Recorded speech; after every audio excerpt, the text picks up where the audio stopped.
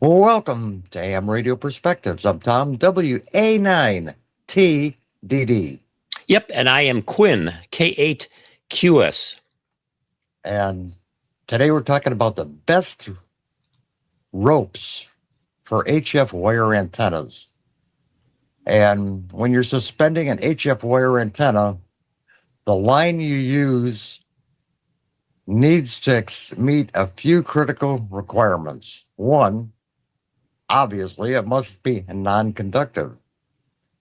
Two, it should be highly UV resistant. And three, low stretch so that your antenna doesn't sag out of resonance out of time. We're going to present a breakdown of the best lines to use as well as the ones to avoid. Yes, and Tom and I, having been in this hobby for a long time, have used just about all of these, and we have some personal views. We may agree or disagree a little bit, and we'd let you know about that. But for best options, let's start out with the double braided Dacron or polyester. This is universally considered the gold standard for amateur radio wire antennas, but it's not the best for all applications. The pros, it has excellent UV resistance. In other words, the sun is not going to deteriorate the outside of it, meaning it will survive years in direct sunlight without degrading.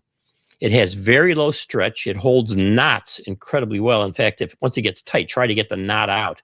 And it doesn't absorb water, which would add weight and potentially alter the antenna's electrical characteristics. Sizing, well, depending on the antenna, you may not need thick, but typically we use 3/32 or 1/8 inch. It's usually fine for lightweight stealth antennas or portable operations. And then for your permanent ones around your place, maybe 3/16 to 5/16. These are generally preferred for the permanent heavy dipoles or sloper antennas or anything that's got a lot of wire going on that's up there. And you're going to have some high winds and possibly, if you're in the north, the ice loads. Right. And preference number 2 would be Kevlar or aramid core with a polyester jacket. For long spans like 80 meter or 160 meter dipoles or heavy wire, a Kevlar coated rope is top tier. The pros are it offers extreme tensile strength and practically zero stretch. The catch is bare Kevlar degrades quickly in UV light, so you must have a UV resistant outer jacket, and that's usually Dacron, polyester. It's also more expensive and can be harder to cut than standard Dacron, and you need to burn the outer jacket at the ends to keep the jacket from unraveling. Not so much burning, melt the end, squish it up a bit, and that'll keep the end from unwinding on you. Yeah, I use one of these lighters that I use for the fireplace to light the fireplace up, and I use that. I have found if I don't do that, the wire does not stay together. That sheath that's added on there in the interior part of it. So number 3, we're looking at Dyneema, Dyneema, and Amsteel, Masteel, ultra high molecular weight polyurethane. Say that 10 times fast, Tom. Is highly advanced synthetic rigging line often used in sailing or off-roading. Boy, is this stuff strong. This is what I use most. In most cases, there's a brand called Mastrant, Mastrant-M brand, Mastrant. And I find it so doggone strong that I use it, a very thin piece of it. It's virtually unbreakable. You cannot pull that thing apart. Weight is not going to do anything to it. Something else will, as I'll talk about in a minute. The pros, it's incredibly lightweight, stronger than steel cable, believe it or not, of the same diameter. It has excellent UV resistance. Now the catches, it's very slippery, meaning standard knots can slip under load. So I do kind of a fisherman's knot on these suckers to keep them together. You generally need to splice it or use specialized knots. Some people use the bowl line with the Yosemite tie-off and all these fancy knots. I don't even know those. Also, it will tear if in friction with a tree. I learned this the hard way. I bought a bunch of this, Tom. I put it up over the tree limb down, and then of course I hoisted my the center of my inverted V up there, and it didn't take much time at all, months before this very strong stuff broke and down came the antenna. So I don't use it for pull-up line, only for the ends of the antennas where there's nothing in friction with it. Well, the stuff is so strong. Are you sure it just didn't saw the tree branch off? I didn't. So, well, materials to avoid is nylon. While strong, nylon stretches significantly under tension and continues to stretch over time. Your antenna will constantly sag. And nylon also absorbs water and it degrades under UV light much faster than polyester. Polypropylene, that's that cheap yellow rope you get.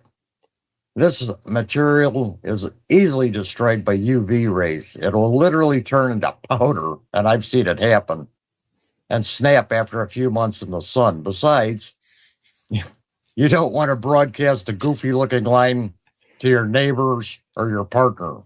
Yeah, Tom, what is that stuff actually used for? I see it when I'm in the big box stores, but I've never bought it to use anything in particular. It temporarily usage for tying off tarps. Okay. That isn't some for something permanent. It doesn't have a very high rate of tensile strength for using it for lifting or anything. It's just your basic cheap substitute for quality sisal rope that's only going to be used for light usage and temporarily. It's not really good for much and long term. The other thing to obviously avoid is metallic cable and wire. If you use a metal cable to support the ends of your antenna, it will act as a coupling element and completely alter your antenna's tuning and radiation pattern. If you absolutely must use steel cable, for mechanical reasons, it needs to be broken up with multiple heavy-duty ceramic insulators to prevent it from coupling and resonating. Here's one for you. Laundry line rope. This is gonna stretch and break. Then again, put your clothes on it to fool the neighbors. Right. So a guy wrote to me or put a note on in response to one of our videos asking about using this typical laundry line rope, which is pretty strong. You can put wet clothes on it and all. He asked about using it for the ends of his antennas because he said it had metal inside it. Now, I didn't know that any laundry line had metal inside of it. Is that true, Tom? Do you know that? I've seen it with a very fine metallic thread in it. I think that just helps to stabilize it from stretching. Otherwise, between the absorption of water from rain and breaking down from UV, it really doesn't last. It really doesn't last very long.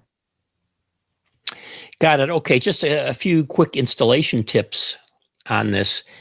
It can help when you're trying to tie these different ropes or lines to use thimbles. There are these marine grade thimbles that you can find. I've even seen them at hamfests.